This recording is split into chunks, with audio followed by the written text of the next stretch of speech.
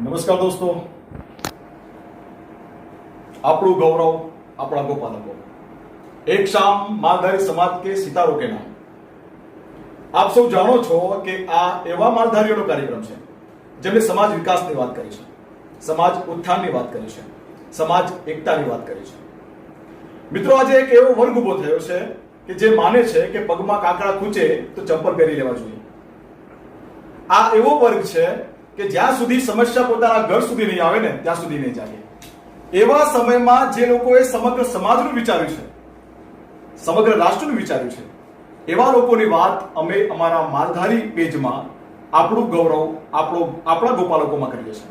અને આપણી વચ્ચે આજે ઉપસ્થિત છે શ્રી માલજીભાઈ દેસાઈ। ખૂબ જ નિષ્ઠાવાન અને ઉજળા રાજપુરુષ તરીકે ખ્યાતનામ છે। જીલિયામાં ગાંધી આશ્રમ, ગુજરાતભરમાં સેવાકીય પ્રવૃત્તિઓ, સાથે સાથે ખૂબ ઉજળું રાજકારણ પણ એમનું રહ્યું છે। તો આજે આપણે માલજી દાદા સાથે વાત કરીશું। એ પહેલા માલધારી પેજમાં મિત્રો જે લોકો ગુજરાતભરમાં કામ કરી રહ્યા છે તેવા હેમરાજભાઈ રબારી ડાકોર, મહેશ લાયકા માણેકપુર, મનીષભાઈ જોગરાણા, કિરણભાઈ રબારી, સૌરવ રબારી, અલ્પેશભાઈ દેસાઈ ગાયણોદ, સિદ્ધાર્થ રબારી નડિયાદ, હસમુખભાઈ આહિર, ડોક્ટર અનિલ ભરવાડ નરોડા।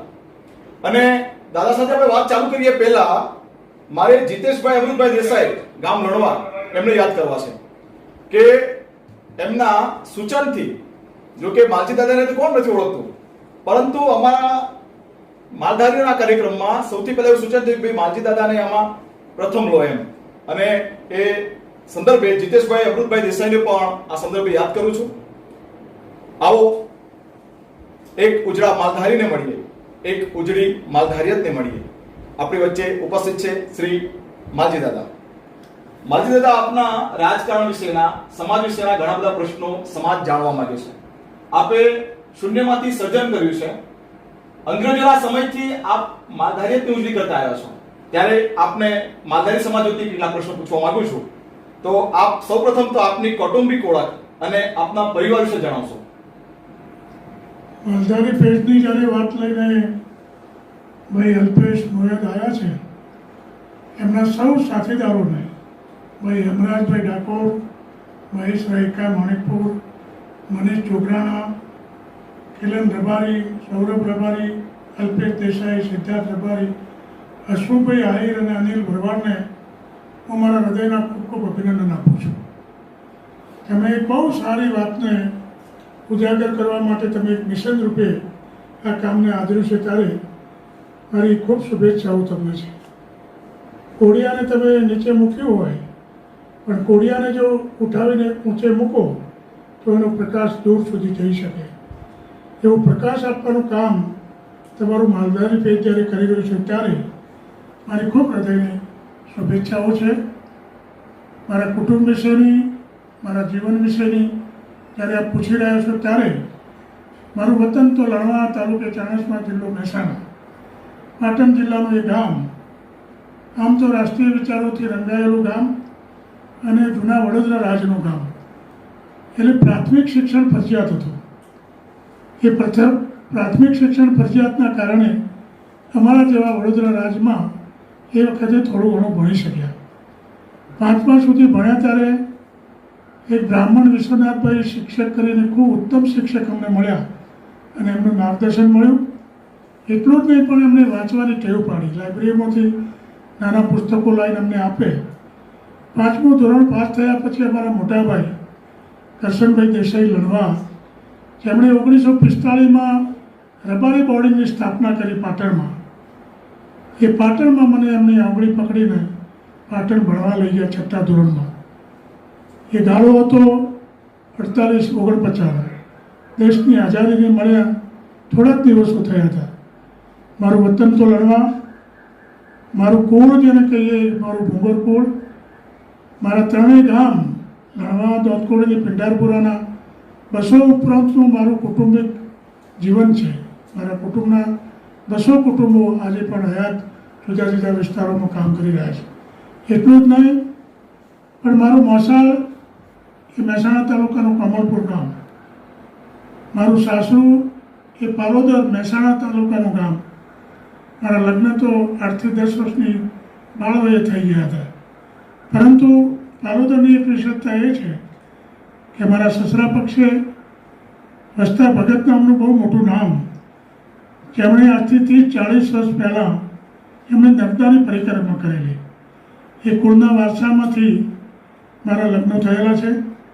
અને એ જ રીતે જ્યારે પાટણમાં અમે ભણવા ગયા ત્યારે મને 2 વાતનો બહુ મોટો સ્પર્શ થયો.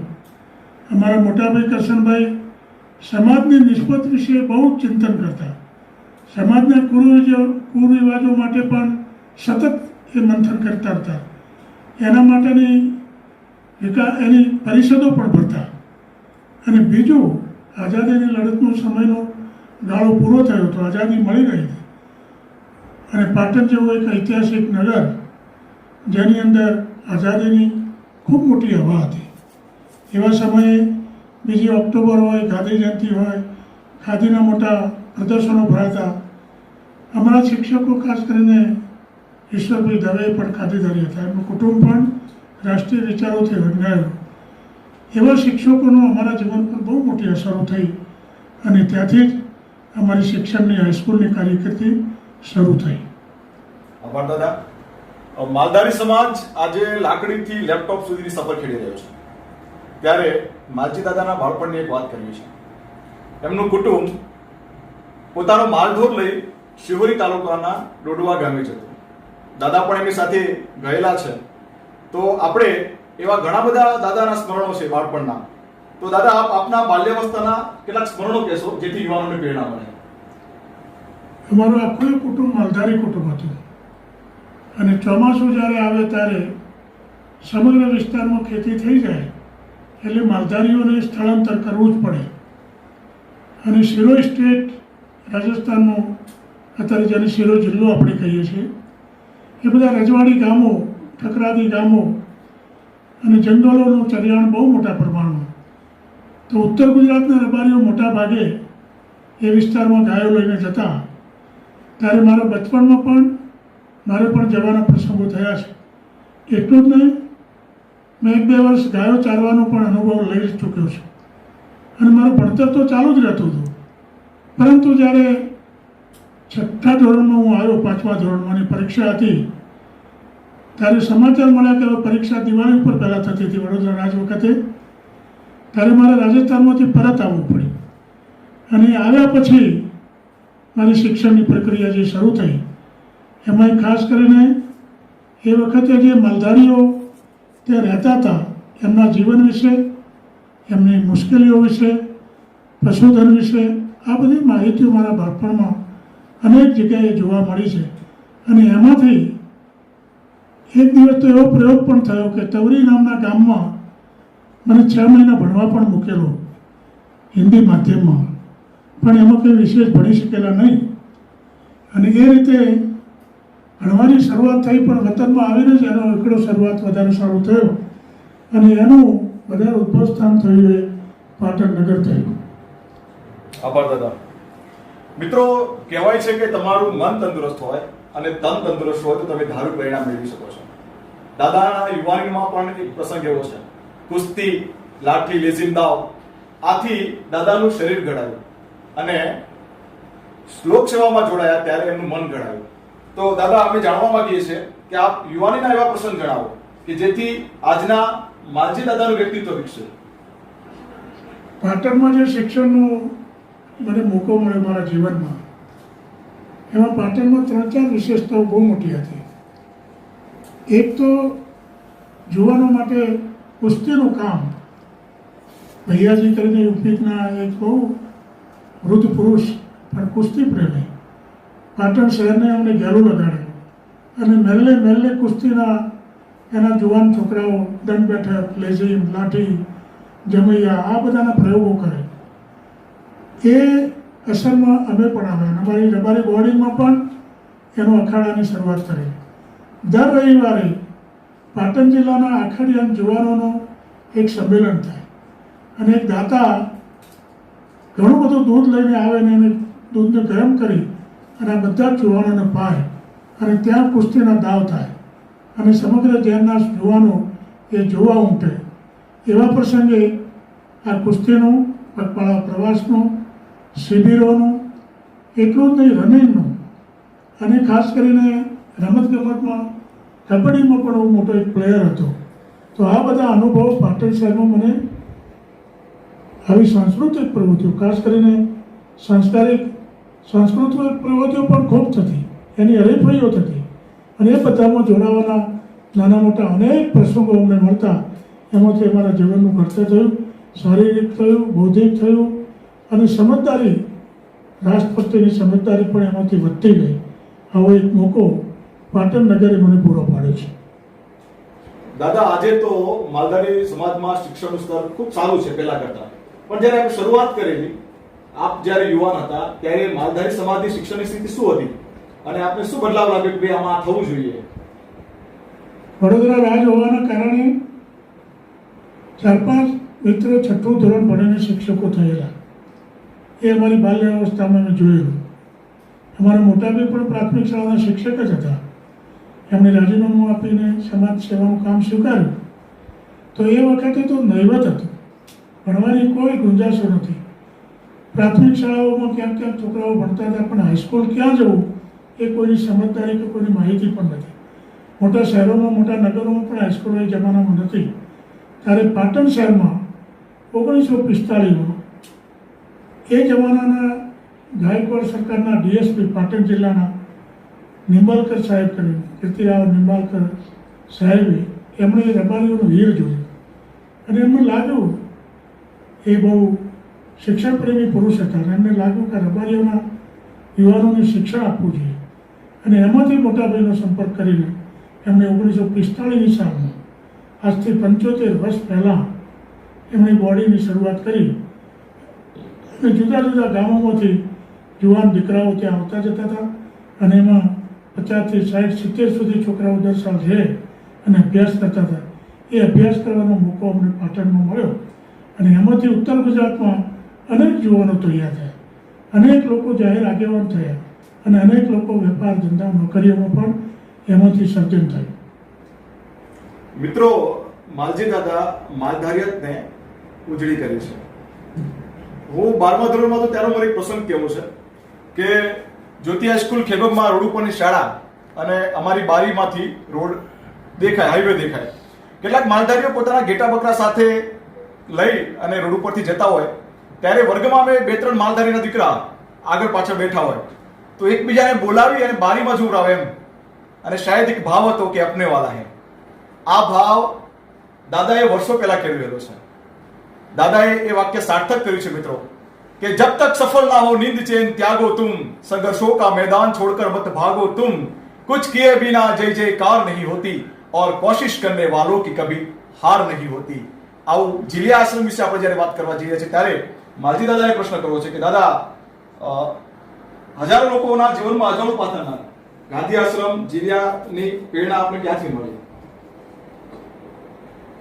પાટણમાં ભણતો હતો ત્યારે 2 વાતની મારા જીવનમાં દઢ થઈ હતી. એક, સમાજ પ્રત્યેની નિસ્બત, સમાજને કેમ સુધારી શકાય, સમાજને કેમ આગળ લઈ જઈ શકાય, એ મારા મોટાભાઈના સંપર્કથી એ વાત મારા જીવનમાં ઊભી થઈ. અને પાટણમાં 1954માં હું સેવાદળની પ્રવૃત્તિના સંપર્કમાં આવ્યો. કોંગ્રેસ સેવાદળ એ રાષ્ટ્રીય સંગઠન, ગાંધી વિચારથી રંગાયેલું, કોંગ્રેસની વિચારધારાવાળું સંગઠન, યુવકોને રાષ્ટ્રીય તાલીમ કેમ આપવી, એ જાતનો જે અનુભવ મને એમાંથી મળ્યો, અને એ અનુભવ 10 વર્ષ સુધી હું આખા દેશનું ભ્રમણ કર્યું, અને કોંગ્રેસના અધિવેશનમાં જવાના મોકા મળ્યા. એટલું જ નહીં, 1960માં અમે 525 ખેડૂતોની લઈને એક સ્પેશિયલ ટ્રેન 45 દિવસ સુધી, કાશ્મીરથી કન્યાકુમારી સુધી એ સ્પેશિયલ ટ્રેન અમે 1960માં ફેરવી. ત્યારે એનું દર્શન પણ મને થયું. એ બધા અનુભવોથી જીવનમાં ધીમે ધીમે ગાંધી વિચાર દૃઢ થતો ગયો. અને 1964માં ગુજરાતની સરકારે બીજી સર્વોદય યોજના મંજૂર કરી.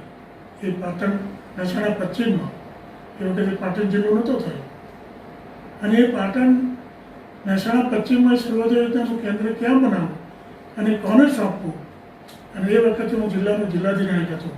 આખા જિલ્લામાં મારો સંબંધ અને સંપર્ક હતો. એટલે એ વખતે એ જમાનાના કોંગ્રેસના આગેવાનોએ નક્કી કર્યું કે ભાઈ આ પ્રવૃત્તિનું કામ માલજીભાઈને સોંપો. અને એ કામના કારણે સર્વોદય યોજનાના નિમિત્તે 1964માં અમે ધીણોદમાં એની શરૂઆત કરી. પણ અમે આવ્યા 64માં જીલિયામાં આવીને એ જિલેશ્વર મહાદેવના મંદિરમાં અમે સ્થિર થયા. અને દાદાની કૃપાથી આજે અનેક સંસ્થાઓ ઊભી થઈ અને મોટી વર્કશોપ બને છે. એની પ્રેરણા મૂળ ગાંધી વિચારની એ સેવાદળના જીવનમાંથી મળવાની. દાદા, આગળનો પ્રશ્ન એ જ કરીએ કે ગાંધી આશ્રમની શૈક્ષણિક અને સામાજિક સિદ્ધિઓ એની કામગીરીથી આપ વાકેફ કરશો અમને. ગાંધી આશ્રમ જિલ્લાની પ્રવૃત્તિ કરતાં કરતાં અમે શિક્ષણને બહુ મોટું કેન્દ્રમાં રાખ્યું. આજુબાજુની 50 ગામની પ્રાથમિક શાળાઓ રાજ્ય સરકારે એનું સંપૂર્ણ સંચાલન અમને સોંપ્યું. તમને નવાઈ લાગશે કે એ સંચાલન અમે 30 વર્ષ સુધી કર્યું. શિક્ષકોની નિમણૂક, શિક્ષકોની બદલી, એ તમામ અધિકારો સરકારે અમને આપેલા. એટલે શિક્ષણ, પ્રાથમિક શિક્ષણથી દરેક ગામમાં કોઈ પણ બાળક શિક્ષણ વગર ન રહી જાય, પ્રાથમિક શાળામાં દાખલ વગર ન રહી શકાય, એ જાતનું પહેલું ધ્યેય અમે પ્રાથમિક શાળાઓમાં શરૂ કર્યું. હાઈસ્કૂલો જ્યાં જ્યાં શરૂ કરી અમે છાત્રાલય સાથે.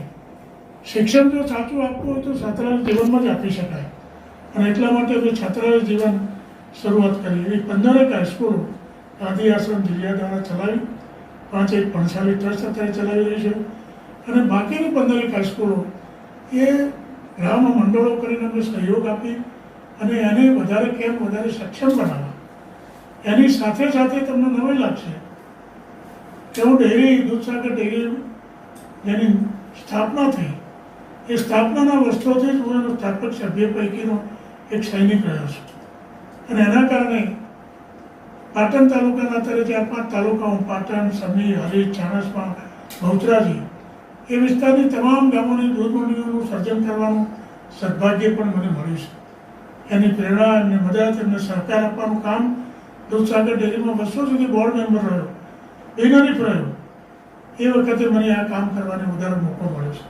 અને એના કારણે તમને નવાઈ લાગશે કે એ જમાનામાં ગાયનું દૂધ ન લેવાય, એના ફેટ ઓછા થાય, ત્યારે મોતીભાઈ ચૌધરી જેવા એક ગાંધીવાદી પુરુષે અને અમારા બધાના પુરુષાર્થના કારણે ગાયનું દૂધ લેવાની દૂધસાગર ડેરીમાં શરૂઆત થઈ. આ એક બહુ મોટું ઐતિહાસિક કામ થયું. એના કારણે કે ગ્રામ્ય વિસ્તારના માલધારીઓ પોતાના પશુ પાલન ઉપર વધારે સ્થિર થઈ શક્યા.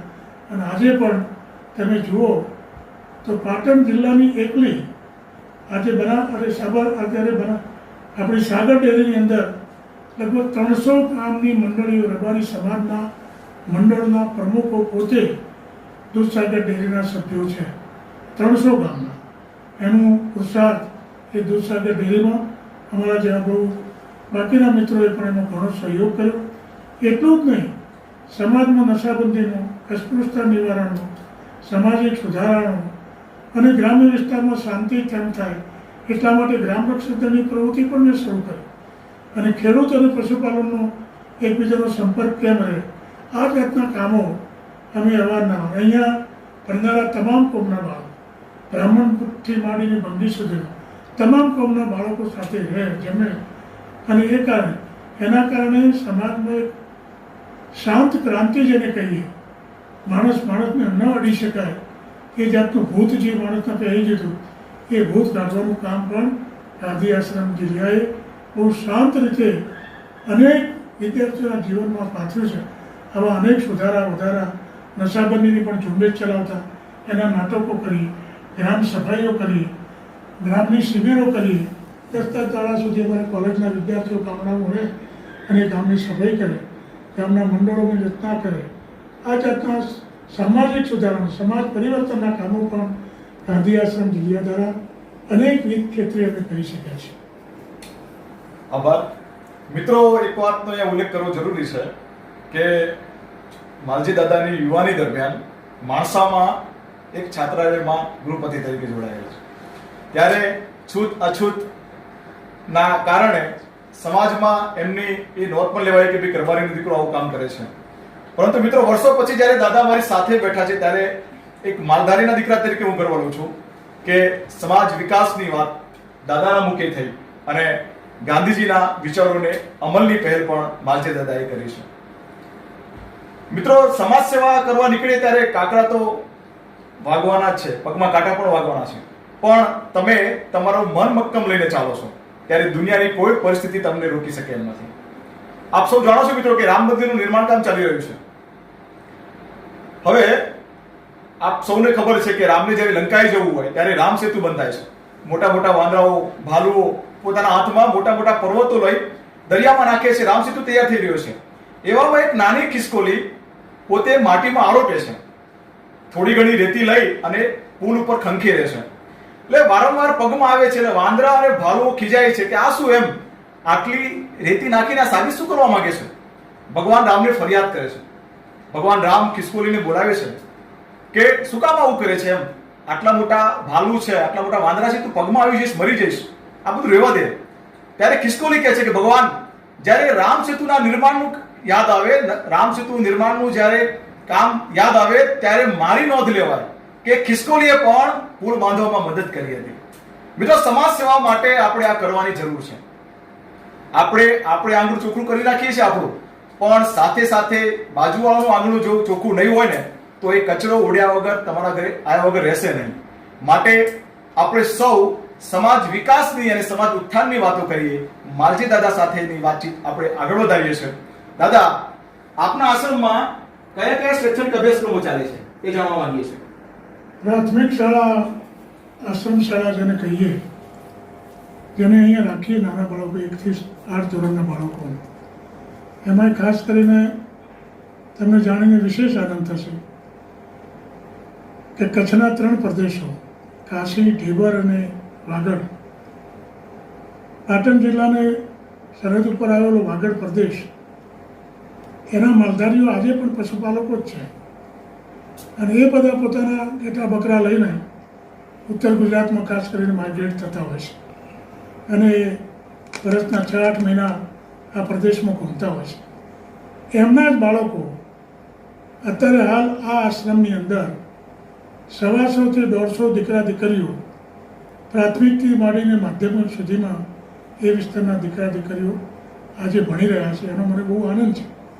એમને પોતાને જ્યારે આવા ગામડાઓની અંદર ફરવાનું થાય, રહેવાનું થાય અને કેટલી મુશ્કેલી હોય છે એ તો અત્યારે આપણે જાણીને વધારે એમ લાગશે કે કોઈ પણ આ ધરતી ઉપર વધારે કોઈ દુઃખી હોય તો મારી દ્રષ્ટિએ માલધારી છે. માલધારી સવારે નીકળે તો પાણી ક્યાં મળશે, ક્યાં રાત રોકાશે, ક્યાં સૂશે, કેવા ટાઈમમાં હશે, કેવી રીતે એનું ખાવાનું થશે, વરસાદ પડતો હશે, શું થશે, એના માટે કોઈ તકલીફ. એટલે તમે જુઓ કે ભારે વિટંબણાવાળું એ જીવન છે. અને બીજું, દુષ્કાળ પડે તો રાજ એમાં મદદ કરે, કોમ્યુનલ રાઇટ્સ થાય તો રાજ એમાં મદદ કરે. પણ માલધારીને શું? પણ એ માલધારીને જ્યારે દુષ્કાળ થયા 84 થી 88ના, ત્યારે માધવસિંહભાઈ, અમરસિંહભાઈની સરકારે એ ઢોરવાડા કરીને પશુઓને બચાવવાનું કામ કરેલું. ત્યારથી એક પ્રથા શરૂ થઈ છે કે આજે થોડીક મદદો થાય છે, પણ નાનો માલ છે જેને આજે પણ એને મેન્યુઅલમાં નથી લેવાતો અને એના કારણે એમને તકલીફો વેઠવી પડે છે. એવા માલધારીઓના બાળકો અહીંયા ભણવાનું કામ કરે છે, એનો મને વિશેષ આનંદ છે. આભાર દાદા. મિત્રો, ગુજરાતમાં છેલ્લા 12 વર્ષથી શિક્ષણ વિભાગ સાથે જોડાયેલો છું, શિક્ષણ સાથે જોડાયેલો છું. ક્યાંક ખૂણે ખાચરે જિલ્લા સંસ્થાનું નામ યાદ આવે, ક્યાંક ખૂણે ખાચરે માલજી દાદાનું નામ સાંભળીએ છે ત્યારે એક માલધારી તરીકે છાતી ફૂલાઈ આવે છે, છાતી ગદગદ થઈ જાય છે કે જે તે સમયે શિક્ષણની અછતો હતી, એવા સમયમાં એક માલધારીના દીકરાએ આવું કામ કર્યું છે અને આજે પણ આ કામની સુવાસ સમાજમાં પથરાઈ રહી છે. વિશેષ વાત એ કરવી છે મિત્રો કે કોઈ પણ જાતના ભેદભાવ વગર, છૂત અછૂત આ એક પણ બાબતને ધ્યાનમાં રાખ્યા વગર આ સંસ્થાએ હજારો યુવાનોને શિક્ષણ આપ્યું છે. હજારો યુવાનો આ સંસ્થાના કારણે ઊંચી ઉડાન ભરી શક્યા છે. તો માલજી દાદાનું સામાજિક જીવન પણ ખૂબ સારું રહ્યું છે, સમાજ ક્ષેત્રે ખૂબ સારું કામ કર્યું છે. પરંતુ મિત્રો માલજી દાદા રાજકારણમાં પણ જંપ લાગ્યો અને એક ઉજળા રાજપુરુષ તરીકે, આ શબ્દ ઈરાદાપૂર્વક હું વાપરું છું કે ઉજળા રાજપુરુષ તરીકે દાદા આજે પણ જાણીતા છે. તાલુકા પ્રમુખ, એકવાર ધારાસભ્ય તરીકે, 9 વર્ષ જલ નિગમના ચેરમેન તરીકે રહ્યા છે. તો દાદા, રાજકારણ એવું કહેવાય છે કે ભાઈ રાજકારણમાં તો સારા માણસોનું કામ નથી, પણ મારું એવું માનવું છે ભાઈ કે જો રાજકારણમાં એક સારો માણસ આવી જાય ને તો દિશા અને દશા બધું જ બદલી શકે છે. તો માલજી દાદા વિશે આપણે એમના રાજકારણના અનુભવ વિશે જાણીએ છીએ. માલજી દાદા, મારા જાહેર જીવનમાં મારી બુનિયાદ તો સેવાદળમાંથી તૈયાર થયેલી હતી. એટલે જીવનમાં 2 વસ્તુ લગભગ નક્કી થઈ ગઈ હતી અલ્પેશભાઈ, કેશ અને કેરેક્ટર. પૈસાના વ્યવહારમાં ચોખ્ખા રહેવું અને બહેનોના વ્યવહારમાં સ્પષ્ટ રહેવું. જાહેર જીવનમાં કોઈ પણ આક્ષેપ થાય તો આ 2 વાતો પર વધારે થાય છે. એ વાતમાંથી તમે જેટલા બહાર રહો એટલી તમારી ઉજળી વાત. અને કુદરતે અને સંત પુરુષોના, સારા પુરુષોના, લોકસેવકોના, એવા તપસ્વી પુરુષોનો મને સંપર્ક થયો છે જેણે ભગવા કપડાં નથી પહેર્યા. રવિશંકર મહારાજ જેને પૂજ્ય ગણે, એક 7 ધોરણ 6 ધોરણ ધોળેલા માણસ, ગુજરાતનું રાજ જ્યારે અલગ થાય ત્યારે ગુજરાતની સરકાર એના હાથે એનું ઉદ્ઘાટન કરાવે, એવા રવિશંકર મહારાજનો પણ સ્પર્શ અમને થયેલો છે. અમારી ધરતી ઉપર અનેક વખત આવી ગયા છે. એવા જ બબલભાઈ જેણે આઝાદી માટે પોતાના સાંસારિક જીવન છોડી દીધેલું, એ પોતે પણ એવા પુરુષો. ડૉક્ટર જોશી સાહેબ, આવા તપસ્વી પુરુષોનો સંપર્ક એમનો થયો અને અમારી સંસ્થામાં અવારનવાર આવીને અમારી સાથે રહે. એના કારણે અમારા જીવનમાં એક નક્કી થયું કે ભાઈ રાજકારણ એક બહુ મોટું માધ્યમ છે. સત્તા કલમ તમારી એવી છે કે તમે નકારાત્મક રીતે વાપરો છો, હકારાત્મક રીતે. કોંગ્રેસનું પ્રધાનમંત્રી થઈને મહાત્મા ગાંધી પાસે આશીર્વાદ લેવા ગયું ત્યારે મહાત્મા ગાંધીએ એમ કહ્યું કે મારે કોઈ મોટી સલાહ નથી આપી, પણ એક સલાહ આપું છું કે તમે સહી કરો ત્યારે ગરીબમાં ગરીબ માણસ જોયેલો હોય તમે એને નજર સમક્ષ રાખીને એમ સહી કરજો કે મારી સહીથી આ ગરીબને કંઈ ફાયદો થવાનો છે તો જરૂર તમે કરજો. એમ અમારા જીવનમાં પણ અનપૂરતી લાશ, સેવાળાનો માણસ, એને કેમ મદદ થાય, એના બાળકને કેમ ભણાવાય, એ બાળક કેમ તૈયાર થાય, એ કેવી રીતે આગળ વધી શકે તો એના જીવનમાં કંઈક પરિવર્તન આવી શકે. અને એટલા માટે મેં રાજકારણ એ મારું સાધન હતું, મારું સાધ્ય નહોતું. મારું સાધ્ય તો લોકજીવન, લોકોને ઉપયોગી થવું, લોકોની સેવા કરવી, એ મારું સાધ્ય હતું. સત્તામાં જઈને કોઈ પૈસા કે સંપત્તિ કે કોઈ હોદ્દા મેળવવાનો કોઈ મગજમાં ખ્યાલ નહોતો, પણ ઘોડે ચડીએ એટલે કંઈક ને કંઈક આવી જાય. એમ સત્તા મળી પણ એ લોકોના હિતમાં વાપરી, પોતાના સર્વમાં વાપરી નહીં. નિગમની વાત કરું તો 9 વર્ષ સુધી નિગમનો ચાર્જમાં ગયો, કરોડો રૂપિયાનો વહીવટ કર્યો, 9,000 કર્મચારીઓ મારા અંડરમાં કામ કરતા હતા. પણ આજે પણ એ ઓફિસમાં જઈને પૂછો કે માલજીભાઈ માટેનો કોઈ અભિપ્રાય, તો જે કપડાં ધોળા છે એમાં કોઈ ડાઘ પડવા દીધું નથી. અને એ આવા પૂજ્ય પુરુષોનો સંપર્ક, સંચાર અને સેવાદળની બુનિયાદ, મહાત્મા ગાંધીના વિચારો, ગાંધીને તો જોઈ શક્યા નથી પણ ખૂબ વાંચ્યા. અને એના કારણે જીવનમાં ડર થયું કે પરધન પથ્થર માનીએ પર શ્રેષ્ઠ શ્રી માત સમાન, આ ધ્યેય રાખીને અમે અમારા જીવનમાં આજે 85-86 વર્ષે પહોંચ્યા છીએ. અને નિષ્કલંક, મારા મોઢે કહું તો બરાબર નથી પણ એ રીતે હું જીવન જીવ્યો છું. અને આજે પણ મારા કોંગ્રેસ પક્ષ હોય કે વિરોધ પક્ષના મિત્રો હોય, એમની સાથે એટલો જ મૈત્રીભર્યો સંબંધ, એટલો જ પ્રેમભર્યો સંબંધ. અને કોઈ પણ કામ લઈને જઈને આવીએ તો વિરોધ પક્ષના મિનિસ્ટરો હોય તો પણ પ્રેમથી કામ એટલા માટે થાય કે મારા પ્રત્યેની એક શ્રદ્ધા કે કોઈ સાચું કામ લઈને જ આવ્યા હશે, કોઈ ખોટું કામ નહીં હોય. અને એટલા માટે રાજકારણમાં સેંકડો લોકોનો ઉપયોગી થઈ શકે છે, એનો મને ખૂબ આનંદ છે. અને એ કામ એ પ્રજા જીવન માટે મેં કહ્યું ને કે મારું સાધન બનાવ્યું. મેં સાધ્ય તો મારું લોકસેવા, શિક્ષણ એ મારું. અને એટલા માટે મારો પગ મેં જીલિયા આશ્રમ સાથે જ રાખ્યો છે. હું ગાંધીનગરમાં રહી શક્યો હોત, અમદાવાદમાં રહી શક્યો હોત, બધાને બંગલા ગાડીઓ ગમે છે, પણ મારું રૂટ્સ એ મેં ગાંધી આશ્રમ જીલિયામાં આજે 57-58 વર્ષથી અહીંયા બેઠો છું અને કામ ચાલ્યા કરે છે. એની 3 પેઢી એનો લાભ લઈ રહી છે, એનો મને ખૂબ આનંદ છે. આભાર દાદા. મિત્રો, છેલ્લે 4:30 વાગ્યાના અમે આશ્રમમાં છે. દાદાના ઘરની મુલાકાત પણ લીધી. આજે પણ પતરાવાળું સાદગીભર્યું એ ઘર, એમના ઘરે ચા પણ પીધી. આશ્રમમાં મિત્રોએ સાથે ખૂબ પ્રેમથી જમ્યા પણ ખરા.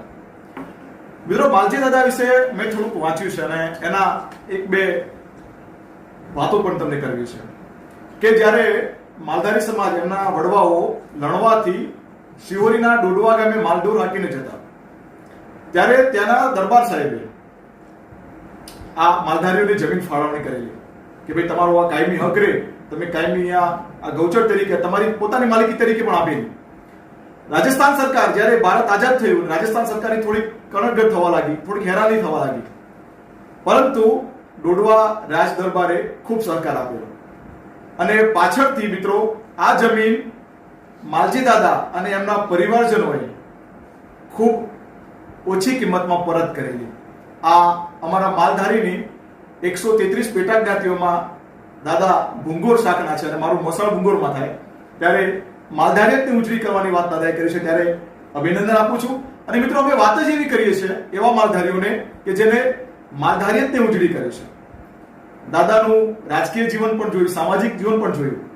અને શાયદ એક વાત કહું મિત્રો કે સિર્ફ હંગાमा खड़ा कर देना हमारा मकसद नहीं, हमारी कोशिश यही रहे कि ये सूरत बदलनी चाहिए, पीड़ हुई है अब पर्वत सी पिघलनी चाहिए, इस हिमालय से भी कोई गंगा निकलनी चाहिए, मेरे दिल में नहीं तो तुम्हारे दिल में ही सही है कहीं पर जो आग, वो आग जलनी चाहिए, जलनी चाहिए, जलनी चाहिए.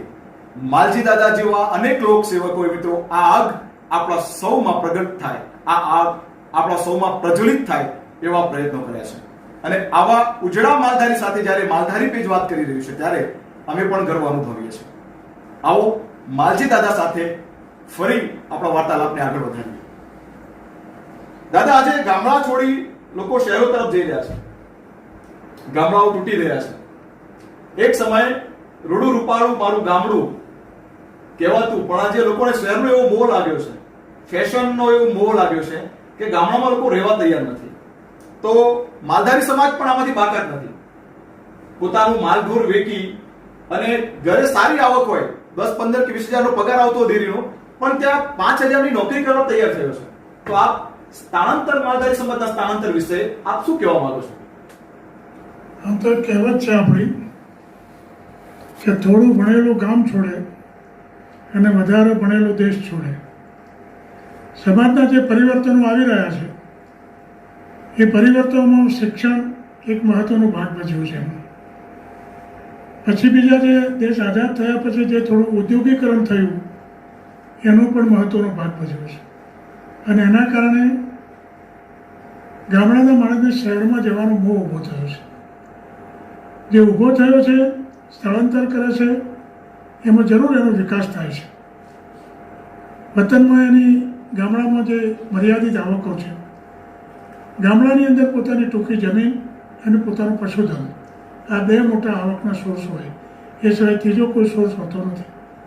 શહેરમાં માણસ જાય તો નોકરી કરે, બીજો નાનો મોટો ધંધો પણ કરી શકે અને અનેક અનુકૂળતાઓ પણ થઈ શકે. એટલે જે પરિવર્તન આવે છે, પરિવર્તનને કોઈ રોકી શકે એમ નથી.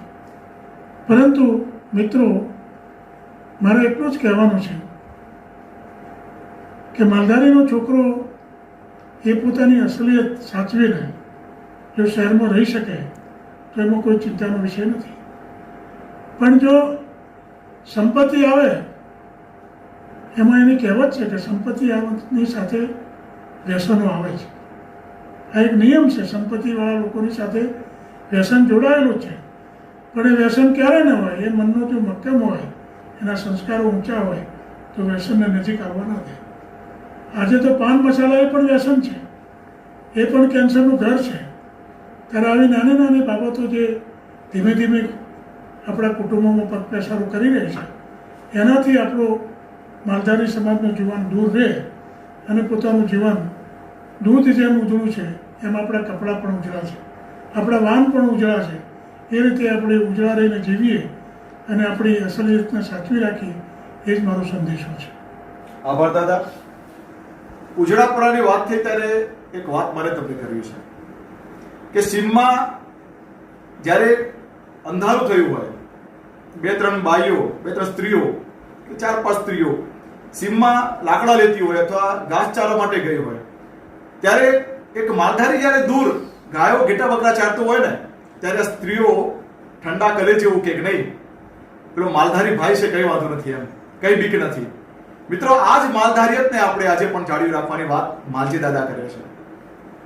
આપણે માલજી દાદા સાથે વાર્તાલાપ આગળ વધારીએ કે દાદા, આજે આપણે દૂષણોની વાત કરી તો એમાં માલધારી સમાજ પણ બાકાત નથી. સામાજિક રીતિ રિવાજો, સામાજિક દૂષણો પણ કેટલાક છે, કેટલાક વ્યસનોના પ્રશ્નો પણ છે. તો આપ એવા શું પ્રયત્નો આપણે કરી શકીએ કે જેનાથી આ દૂર રહી શકે? આપણી જે પરંપરાઓ છે, આપણા સાધુ સંતો તો આપણને માર્ગદર્શન આપતા જ હતા. પણ તમે જાણતા હશો કે રબારી સમાજમાં પિરાણા સંપ્રદાયની પણ અસર છે. પિરાણા સંપ્રદાય બહુ મોટું કામ કર્યું છે કે એ સંપ્રદાયમાં માનનારો માણસ કોઈ વ્યસન કરી શકે નહીં અને વ્યસનથી દૂર રહે. આ એક પરંપરા આપણી, અને એ પરંપરા લગભગ મોટા ભાગના લોકો સ્વીકારતા હોય છે. રબારીનો છોકરો કોઈ દારૂ ન પી શકે અથવા તો બીજું માંસ ન ખાઈ શકે. આ તો એનાથી જોજનો દૂર આપણે છીએ, એનો આપણો સ્પર્શ પણ ના હોય છે. અને આપણી કેટલી ઉજળી છાપ છે એનો એક દાખલો હું કહું. 1975ની સાલમાં, ત્યારથી લગભગ 45 વર્ષ પહેલાં હું ચાણસ્મા તાલુકા પંચાયતનો પ્રમુખ થયો હતો. અને એ સમયે તાલુકાના મેજિસ્ટ્રેટે એક લવાદ મને સોંપ્યો. તો લવાદમાંથી હું નીકળી ગયો હતો રિક્વેસ્ટ કરીને. પણ જ્યારે મેજિસ્ટ્રેટ સાહેબ મને બોલાવ્યો ત્યારે મેં વાત કરીને, એમાં રબારીઓ થોડા સંકળાયેલા હતા, ત્યારે મેં એક જ વાત કરી મેજિસ્ટ્રેટ સાહેબ કે સાહેબ, રબારી સમાજ માટેનો અભિપ્રાય જો મારે આપવો હોય તો એટલું તમને કહી શકું. લવાદમાં તો હું નહીં પડું, પણ રબારીનો દીકરો વ્યસન નહીં કરે, રબારીનો છોકરો રેપ નહીં કરે અને રબારીનો છોકરો લૂંટ નહીં કરે. તમારા રેકોર્ડમાં હોય તો તમે શોધી કાઢો સાહેબ. રબારીનો દીકરો આ વાતોથી પર છે. આ અમારી અસલ કૌશલ્યત છે અને એ પ્રમાણે અમે કબૂલ કરે. તમારી વાત સાચી છે, રબારીનો દીકરો કુદો. અને તમે જોયું ને, ભાઈએ જે વાત કરી કે રબારીના દીકરાને જોવે તો જંગલમાં રહેનારી દીકરી પણ એ પોતાને અહેસાસ કરે કે કંઈ વાંધો નહીં, મને ચિંતા નથી. આ સમાજ છે આપણો, અને એ સમાજની અસલિયતને આપણે સાચવીએ એ જ મોટું. અને તમે જુઓ ને, ભૂતકાળનો આપણો ઇતિહાસ, રત્ના રાયકાને ઉપર કોણે વિશ્વાસ મૂક્યો? પાંડવોએ મૂક્યો ને. અતરાના હોણા કરવા માટે જે મોકલ્યા, એક રાજઘરાનાની પુત્રવધૂને તેડવા માટે એક રબારીનો દીકરો જાય, એની કલ્પના તો તમે કરી શકો છો. આ તો આપણી ઐતિહાસિક વાત છે અને આપણે બધા જાણીએ છીએ. એવા સમાજનું તમે ત્યાં આવો છો અને તમારું કોણ ને તમારા માથા ઉપર તો કૃષ્ણના આશીર્વાદ છે. એટલા માટે આપણે આ વ્યસનો અથવા આવી કોઈ રૂઢિઓ અથવા કોઈ બદીઓથી ઈશ્વર આપણને બચાવે, આપણી કુળદેવીઓ બચાવે, આપણા ઈષ્ટદેવ બચાવે અને આપણા સંસ્કારો જે આપણા વડવાએ આપ્યા છે એ પ્રમાણે આપણે ચાલીએ, એવી જ હું તો અપેક્ષા રાખું ભાઈ. ઉજળો માલધારી સમાજ અને આ માલધારિયતને, આ ઉજળાપણાને સાચવવાની વાત માલજી દાદાએ કરી. મિત્રો, દરેક સફળ પુરુષ પાછળ એક સ્ત્રીનો હાથ હોય છે. આજે માલજી દાદા સાથે વાત કરી, મેં કેટલુંક એમના વિશે વાંચ્યું છે, તો આપણે કેશરબા સાથે પણ મળીશું. તો વિનંતી કરું છું કે આપ કેશરબા થોડી વારમાં આપણી વચ્ચે ઉપસ્થિત થાય એવો મારો આગ્રહ છે. એટલે એ આવે ત્યાં સુધી આપણે આપણા કાર્યક્રમને આગળ વધારીશું. મિત્રો, માલધારી સમાજમાં આજે પણ દીકરીઓ ભણતી નથી, આપ સૌ જાણો છો. સોરઠ હોય, પાંચાળ હોય, ઝાલાવાડ હોય, પાટણ હોય, વઢિયાર હોય, ખારાપાટ હોય, માલધારી સમાજની દીકરીઓ આજે નથી ભણતી એવા દાખલા ઘણા બધા છે. પરંતુ વર્ષો પહેલા પોતે ભણી પોતાની કૌટુંબિક બહેનો ભણાવી અને દાખલો બેસાડ્યો છે. માલજી દાદા પોતે ખૂબ સક્રિય અને એમને એવું થયું કે નહીં બી મારા સંતાનો પણ ભણવા જોઈએ, અને એવા સમયે 5 ધોરણ ભણેલા અને દાદાના સૂચનથી માર્ગદર્શનથી 7 ચોપડી કેસરબાએ પૂર્ણ કરેલી. જે તે સમયે માલધારીની દીકરી ભણી અને એમને આંગણવાડીમાં નોકરી તરીકે પણ કેસરબા જોડાયેલા. તો આપણે માનો એક જ પ્રશ્ન છે કે બા, સમાજમાં જે તે સમયે માલધારીની દીકરીઓ જ્યારે અભ્યાસ માટે નહોતી માનતી, નહોતી ભણતી, એવા સમયે જ્યારે આપ અભ્યાસ કર્યો ત્યારે આપને કેવું લાગેલું એમ, અને સમાજની દીકરીઓને આપ શું કહેવા માંગો છો? સમાજનો ખૂબ ટીકા થઈ, ટીકા કરી અને આટલી ઉંમરે ભણવા મૂકી એની બહુ ટીકા થઈ. બરોબર. હા, પણ એમનો ઈચ્છા હતી એ પરમણ મૂળ ભણી. મિત્રો, કેસરબા એ મૂક સેવક કહી શકાય. દાદા પાછળ ઘણી બધી મહેનત કરી છે. માલજી દાદા જે સમાજમાં આજે સ્થાન ધરાવે છે, માલજી દાદા સમાજમાં જે માન ધરાવે છે, એક ઉજળા રાજપુરુષ, એક ઉજળા સમાજ સેવકનું સ્થાન ધરાવે છે. આ સૌના પાછળ એ આ કેસરબાનો હાથ રહેલો છે. ખૂબ ઓછું બોલે છે. મારી હમણાં પણ થોડી વાર 1 કલાક પહેલા એમની જોડે વાત થયેલી, પરંતુ કામ આપ સૌ જોઈ શકો છો. આ દાંપત્ય જીવનની સફળતા અને આ દંપતીએ સમાજ શિક્ષણની, સમાજ વિકાસની ખૂબ મોટી વાત કરી છે.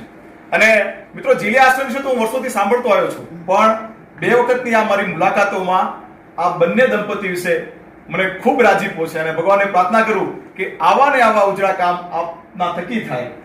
મિત્રો, આપણા કાર્યક્રમમાં હજુ વાર્તાલાપ ચાલુ છે. આગળનો પ્રશ્ન આપણે દાદાને લઈએ કે દાદા, બા સાથે તો અમે વાત કરી, દાદી સાથે વાત કરી કે આપણે કેવું લાગેલું, પણ આપ જે તે સમયમાં માલધારી સમાજની સ્ત્રીઓમાં, દીકરીઓમાં કેવું શિક્ષણ હતું અને આપે શું પ્રયત્ન કર્યા હતા, એના વિશે જાણીશું. એ વખતે તો ખૂબ જ નહીવત હતું, અને એ વખતે યુવરાજભાઈ, મહાદેવભાઈ અને ડભોડાના હીરાભાઈ એ પ્રાથમિક શાળાના શિક્ષિકા હતા, રબારીબેન હતા. એમના ભાઈ પણ ફ્રીડમ ફાઇટર શિક્ષક હતા. એમના બા ગગીબા પણ એ પ્રાથમિક શાળાના શિક્ષક થયેલા. તો હીરાબાને એ વખતે ઝુંબેશ ઉપાડી કે આવી બહેનો 5મું 4થું ભણેલી હોય એ સાબરમતી હરિજન આશ્રમમાં પરીક્ષિતભાઈ મજમુદાર દીકરીઓની હોસ્ટેલ ચલાવતા. હરિજન આશ્રમ જે મુખ્ય આશ્રમ ગાંધીજીનો છે એમાં ચલાવતા, અને કંડે સ્કોર ચાલતો. 2 વર્ષ રહ્યા અને ફાઇનલની પરીક્ષા આપી શકે, અને પરીક્ષામાં પોતે ઉત્તીર્ણ થઈને શિક્ષિકા બની શકે એ જાતના કોર્સો શરૂ કરેલા. અને એ વખતે મને બરાબર યાદ છે કે અમારા ધર્મપતિ એમને પણ ત્યાં મૂક્યા ત્યારે રબારી વિસ્તારની બહેનો, લગભગ 50 બહેનોને એ આશ્રમમાં દાખલ કરેલા અને ફાઇનલ સુધી અભ્યાસ કરેલો. પ્રાથમિક શાળાના શિક્ષકનો ઓર્ડર પણ એમને મળેલો, પરંતુ દૂર જવું પડે એના કારણે અહીંયા બાલમંદિરનું કામ સ્વીકારીને આશ્રમમાં શરૂઆત કરેલી. તો એ વખતે 1957થી 60ના ગાળામાં એ 50 દીકરીઓ, રબારી બહેનો એ હરિજન આશ્રમમાં ભણતી હતી, અને પછી ધીમે ધીમે એ શિક્ષણનો વ્યાપ શરૂ થઈ ગયો. મિત્રો, માલધારી પેજ વતી આજે જે પણ મિત્રો મને સાંભળી રહ્યા છે, દાદાને સાંભળી રહ્યા છે, એ સૌને એક સંદેશો આપીશું કે વર્ષો પહેલા જો માલધારીની દીકરીઓ શિક્ષણમાં અગ્રેસર થઈ આજે એક પુરુષને આ સ્થાન સુધી લાવી શકતી હોય, તો આજની 21મી સદીની દીકરીઓ ન ભણે એ કેમ ચાલે? આપ સૌને મારી અંગત વિનંતી છે, દાદાની વિનંતી છે કે આપની દીકરીઓને ભણાવજો. 2 ઘર ઉજળા કરશે. મિત્રો, સાંપ્રત સમયમાં શિક્ષણ સિવાય કોઈ જ વિકલ્પ નથી. એક રોટલી ઓછી ખાજો, પણ પોતાના સંતાનોને ભણાવજો. આવા શુભ સંદેશ સાથે આપણે આગળનો વાર્તાલાપ લઈએ છીએ. દાદા, આપ હજારો યુવાનોના આદર્શ છો. હું જ્યાં પણ મોટાભાગના મેં સાંભળું છું, આપને યાદ કરે, આપની સંસ્થાને યાદ કરે, તો આપના આદર્શ કોણ? આપ કોને આદર્શ માનો છો? મેં તો મારી થોડી વાતમાં ઉલ્લેખ કર્યો છે. ગાંધી વિચાર એ મારો આદર્શ રહ્યો છે. ગાંધીને મેં જોયા નથી, પણ ગાંધીને મેં વાંચ્યા છે. અને ગાંધીની સાથે રહેલા જે સેવકો હતા એવા પૂજ્ય પુરુષોનો મારો સંપર્ક રહ્યો છે. એમને વર્ષમાં ઘણી વખત મળવાનું થાય. એ આશ્રમમાં આવીને અઠવાડિયું સુધી રહે. એવા રવિશંકર મહારાજ હોય, બહુલવી મહેતા હોય, જુગતરામ દવે હોય, આવા બધા પૂજ્ય પુરુષો હતા. અને એ બધાની સાથેના સંપર્કના કારણે અમારા જીવનમાં એક પરિવર્તન આવ્યું. અને એ વિચારોને દઢ કરવામાં એવા પૂજ્ય પુરુષોએ બહુ મોટો ભાગ ભજવ્યો છે. જેમ આપણે ગાંધીને જોયા નથી એમ ઈશ્વરને પણ જોયા નથી, પણ ઈશ્વરની કૃપા આ બધી આ પ્રવૃત્તિઓમાં ઉતરતી જ હોય છે. અને એના કારણે આવા પૂજ્ય પુરુષો અવારનવાર ચીલિયા આશ્રમની કલ્પના ન થાય એવા સજ્જનોના મિત્રોએ અમને મદદ કરી આ કામમાં, અને અમારા કામનો વિકાસ થયો. એટલે તમે ધૈર્યથી જે કંઈ કામ કરો તો કુદરતી એની નોંધ લેવી જ પડે છે. અને એટલા માટે સારા પુરુષો મળ્યા. મારા જીવનમાં તમે મારા પુસ્તકમાં વાંચો તો 40થી 50 એવા પુરુષો ગુજરાત લેવલના અને દેશ લેવલના આ સંસ્થામાં આવી રહ્યા છે. અને જેમનો અમારો સંપર્ક સંબંધ રહ્યો છે. જે કોઈ પુરુષ આવે એ કોઈ સારી વાત આવે, અને સારી વાતમાંથી આપણા જીવનમાં કેટલું ગ્રહણ કરીએ છીએ એ બહુ મહત્ત્વનું છે. આવા પુરુષોના કારણે આપણા જીવનનું એક ધ્યેય નક્કી થયું. એટલી આભાર. મિત્રો, દાદાએ વાત કરી કે ભાઈ વિદેશથી પણ ખૂબ સહકાર મળે છે. તો એક વાત હું કહું કે આ દુનિયામાં પૈસાના અભાવે એક પણ સારું કામ અટક્યું હોય એવો એક પણ દાખલો મારી પાસે તો નથી, અને હું માનું છું કે તમારી પાસે પણ નથી. તમારો ઉદ્દેશ, તમારો ઈરાદો નેક હોય ને તો આ દુનિયામાં લાખો દરવાજા તમારા માટે ખુલ્લા છે, અને એ વાત જીલિયા આશ્રમે સાબિત કરી છે. દાદા, આપ સમાજને શું સંદેશો આપવા માંગો? સમાજમાં 21મી સદીમાં નોલેજ ઇઝ પાવર, જ્ઞાન એ શક્તિ છે. તમારા બાળકોનું જેટલું શિક્ષણ આપશો દીકરા દીકરીઓને, અને આઈટીનો જમાનો છે હવે, એટલે ટેકનિકલ શિક્ષણ તરફ પણ આપણે જવું પડશે. ચીલા ચાલુ શિક્ષણથી નહીં ચાલી શકે. એટલા માટે આ નવો જે સમય છે, અને એટલે જ કહ્યું છે કે નોલેજ ઇઝ પાવર. એની પાસે જ્ઞાનની શક્તિ છે, એ સત્તા એ જ રાજ મેળવી શકશે. તો આપણે પણ એના ભાગીદાર બનીએ. અને ખાસ તો સમાજનો મારો સંદેશો એ છે કે સમાજનું એક અંગ જેને ભારત સરકારે અનામતનું રક્ષણ આપ્યું એવો વીર બળોને હાલે છે, જેને ભારતના બંધારણથી ભારતના રાષ્ટ્રપતિએ જેને આ દેશમાં જ્યારે અનામતની જાહેરાત થઈ એ દિવસે એની જાહેરાત થઈ છે. અને હવે આટલા વર્ષો પછી જ્યારે શિક્ષણનો વ્યાપ વધ્યો છે ત્યારે એમને થોડાક અન્યાય થઈ રહ્યા છે. એ અન્યાયમાં એમના સારા કામમાં આપણે સાથે રહીએ. કોઈની સાચી વાત આપણે પૂછવી લેવી નથી, પણ આપણી સાચી વાતને કોઈ આપણને અન્યાય કરે એ પણ આપણે બરદાસ્ત નહીં કરવી જોઈએ. અને એટલા માટે સમાજના યુવાનોને અપીલ કરું છું, ભણેલા ગણેલા યુવાનોને અપીલ કરું છું કે ગેર બલોના પ્રશ્નોમાં આપણે એમને સહયોગ કરીએ. બીજો સમાજનો મારો સંદેશો મારા જીવનના અનુભવે એમ કહી શકું કે ઘણા પરિવર્તનો આવ્યા સમાજમાં. અનેક સુધારા પરિષદો થઈ. સુધારા પરિષદો તો કેટલી બધી થઈ. જમણપુર થઈ, અજીમોણા થઈ, જીદરોડા થઈ, તંબોડિયા થઈ, સંકારી થઈ, મહેસાણા થઈ, અમદાવાદ થઈ, ચવેલી થઈ. જે કોઈ પરિષદ થાય એમાં કંઈ ને કંઈ સારું કદમ થાય અને સમાજ એમાં આગળ વધતો રહે છે. પણ હવે સમાજ એની રીતે બધા કામો કરે છે, પણ એક પ્રશ્ન મને જે ચિંતાનો વિષય છે કે નવો સંબંધ થાય ત્યારે દીકરા પક્ષે અને દીકરીઓ પક્ષે જે દાગીનાની વાતો આવે છે, અને દાગીનામાં જ્યારે સોનાના દાગીનાની વાતો આવે છે કે ભાઈ 2-3 સોનાના દાગીના તો લાવવા જ પડશે, તો તમે કલ્પના કરો કે 50,000થી સોનું હોય તો કેટલા દાગીના થઈ શકે. અને નાનો પશુપાલક, નાની ખેતી કરનારો એ ક્યાંથી આ પહોંચી વળશે? એટલે સોનાના મોહમાંથી સમાજ જો નહીં છૂટે તો આવનારા દિવસોમાં સમાજ દેવાદાર બનશે. એટલે સમાજના આગેવાનોએ સમાજના સુધારક હોય આ વિષય ઉપર બહુ ચિંતન કરવાની જરૂર છે. અને સમાજના ચોકમાં 5 આંગળીઓ સરખી ના હોય પણ રિવાજ સરખો હોય એ જાતનું જો વાતાવરણ ઊભું કરીએ પછી માણસ સુખી હોય ને સોને મઢે તો આપણે કોઈ એમાં વાંધો નથી હોતો. પણ આ જાતની બાબતમાં એક મહત્વનો મુદ્દો છે. અને બીજો મુદ્દો એ છે કે શિક્ષણનો જે લાભ થયો છે અલ્પેશભાઈ, એના કારણે સમાજમાં 2-3 જાતના વિભાગો થાય છે. ગ્રામ્ય વિસ્તારમાં રહેનારો સમાજ, શહેર વિસ્તારમાં રહેનારો સમાજ, ભણેલો સમાજ, અભણ સમાજ, નોકરિયાત સમાજ અને ધંધાદારી સમાજ.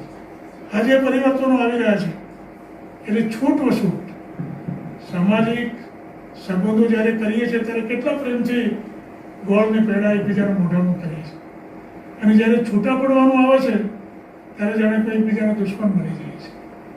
હમણાં એક પગલું સારું મને સાંભળવા મળે છે કે કેટલાક સમજુ માણસો એમ કહે કે ભાઈ એવા દીકરા દીકરી નથી ગમતું, તમે તમારા ઘેર, અમે અમારા ઘેર, તમારું જે હોય તમે લઈ જાઓ, અમારું હોય એમને આપી દો.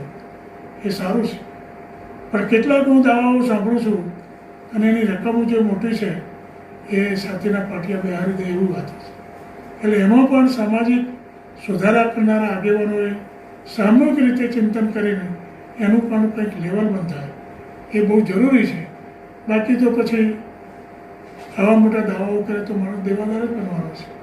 એટલે આટલી વાર્તાઓ સમાજમાં કંઈક પણ પકડાય એવી મારી અપીલ છે, એવી મારી વિનંતી છે. આભાર. મિત્રો, 21મી સદીમાં શિક્ષણની ઉડાન તો આપણે ભરી છે, પણ હજુ સામાજિક દૂષણો ક્યાંક મારામાં તમારામાં ઘર કરી ગયા છે.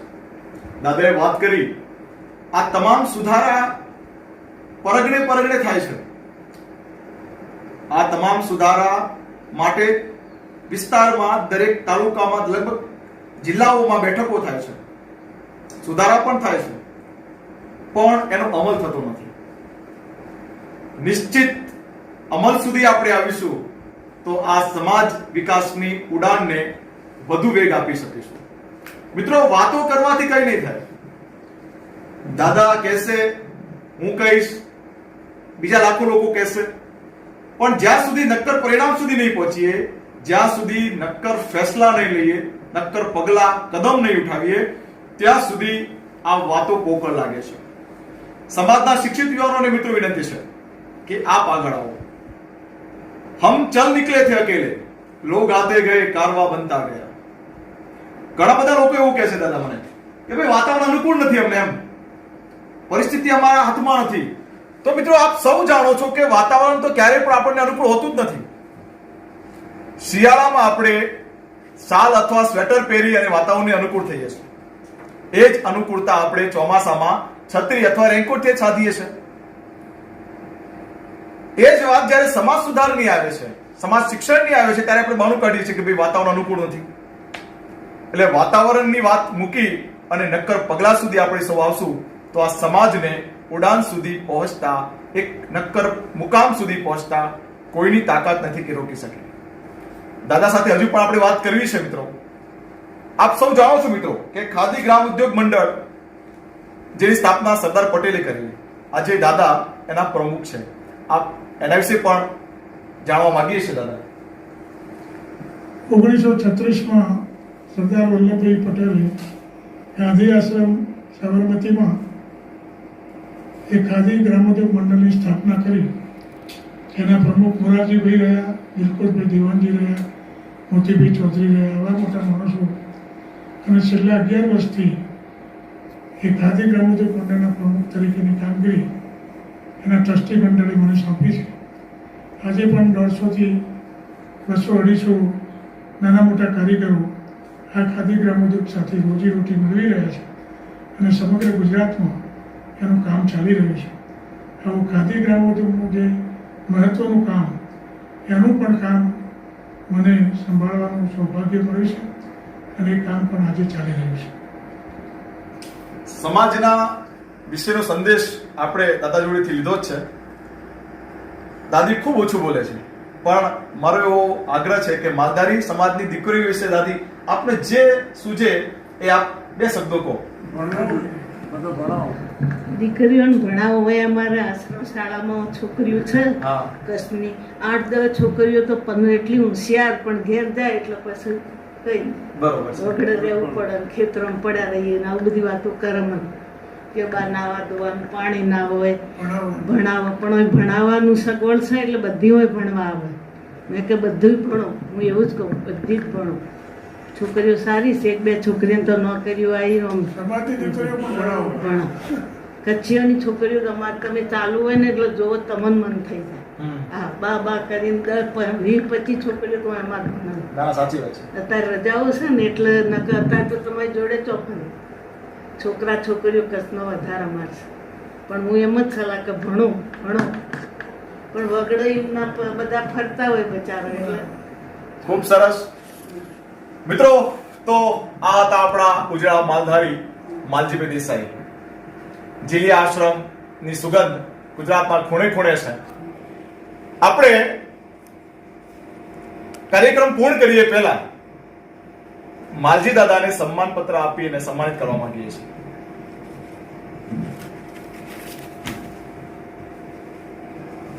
અને એમના દીકરા પણ અહીંયા ઉપસ્થિત છે. એમને જરાક લાલુ, ભાઈ બોલાવો તો. એ લાલુ,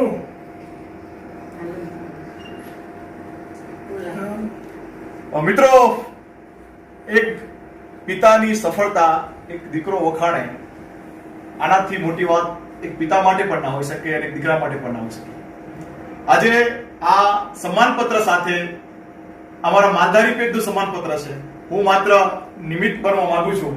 એમના દીકરાના હસ્તે લાલભાઈ મહેસાણા રહે છે, એમના હાથે એમના પિતાશ્રીનું સન્માન કરવા માંગીએ છીએ.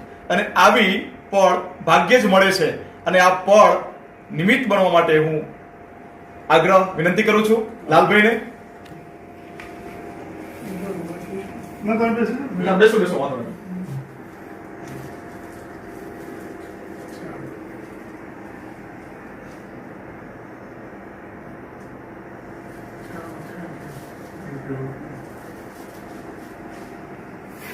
ફરી મળીશું એક ઉજળા માલધારી સાથે. ફરી મળીશું એક ઉજળી માલધારિયતને. મિત્રો, આ ટીમ વતી અમે સૌ કામ કરી રહ્યા છે. અમારો ઉદ્દેશ છે કે બીજાના હાથમાં મહેંદી મૂકીએ છીએ ને તો અમારા હાથ પણ લાલ થાય છે. અને આ એક અમને આનંદ છે. મારી સાથે આજે આ ટીમમાં રમેશભાઈ દેસાઈ, વિપુલભાઈ મિસ્ત્રી, સહદેવસિંહ, આ સૌ મિત્રો જોડાયા છે. આ સૌનો પણ આભાર વ્યક્ત કરું છું.